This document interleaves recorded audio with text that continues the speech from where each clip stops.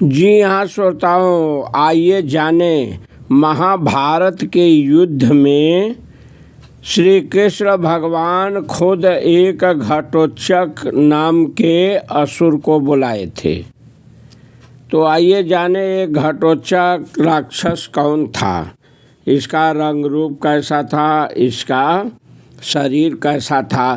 तभी तो भगवान श्री कृष्ण इसको बुलाए थे। कुछ तो खासियत इसके अंदर रही होगी, कोई दिव्य गुण रहा होगा। हला भगवान क्यों बुलाएंगे किसी को, कोई खास बातें रहे होगी तभी तो आइए जाने जो है ये प्रश्न जो है धृतराष्ट्र पूछे हैं संजय से भी कि संजय बताओ, ये घटोत्कच युद्ध में आया है लड़ने के लिए, ये कौन है, कहाँ का है, और इसका सस रंग रूप शरीर और इसका जो है गुण बताओ हमें कैसा है।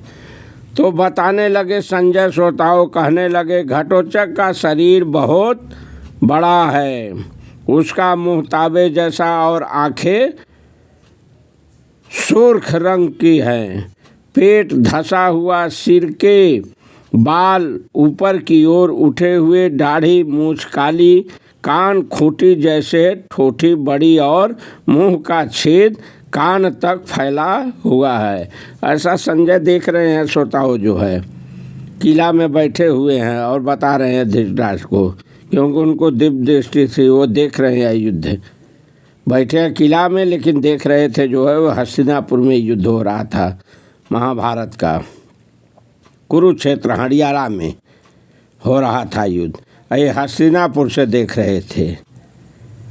तो दाढ़ी जो है तीखी और विकराल है, जीभ और ओठ ताबे जैसी लाल लाल और लंबे हैं, भौहें बड़ी बड़ी, नाक मोटी, शरीर का रंग काला, कंठ लाल और देह पहाड़ जैसी भयंकर है। ऐसा संजय बता रहे हैं धृतराष्ट्र को और कह रहे हैं, हे महाराज सुनिए, उसकी भुजाएं तो बहुत बड़ी है, विशाल है, मस्तक का घेरा बड़ा है, उसकी आकृति बेडौल है, शरीर का चमड़ा एकदम कड़ा है, सिर का ऊपरी भाग केवल बढ़ा हुआ मांस का पिंड है, उस पर बाल नहीं है, बाल ही नहीं उगा है, उसकी नाभि छिपी हुई और नितंब का भाग मोटा है, भुजाओं में भुजबंद आदि आभूषण शोभित हो रहे हैं, मस्तक पर सोने का चमकता हुआ मुकुट वह लगाया हुआ है और कानों में कुंडल पहना हुआ है और गले में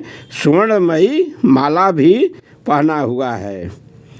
उसने कांसे का बना चमकता हुआ कवच भी धारण किया हुआ है, उसका रथ भी महाराज बहुत बड़ा है, उस पर चारों ओर से रीछ का चमड़ा मढ़ा हुआ है, उसकी लंबाई और चौड़ाई 400 हाथ की है। 400 हाथ बता रहे हैं, 1-2 हाथ नहीं सोता हूँ, 400 हाथ कह रहे हैं उसकी लंबाई चौड़ाई है।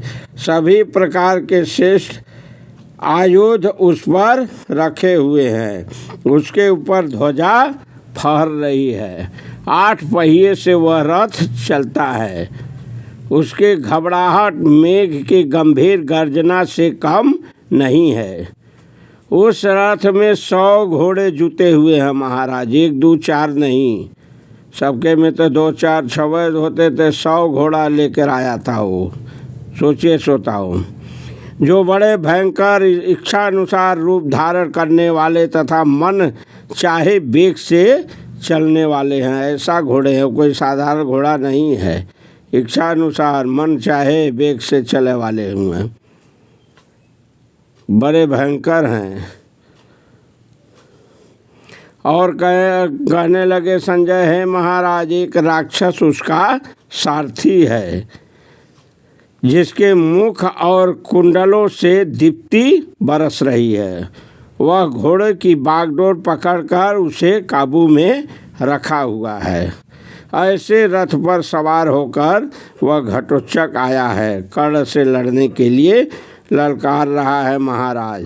कर्ण भी जो है आवेश में आकर, अभिमान में आकर तुरंत उसके आगे आए हैं और बढ़े हैं महाराज। इसके आगे की कहानी अब मैं समयानुसार बाद में कहूँगा। तब तक के लिए बोलिए श्री कृष्ण भगवान की जय।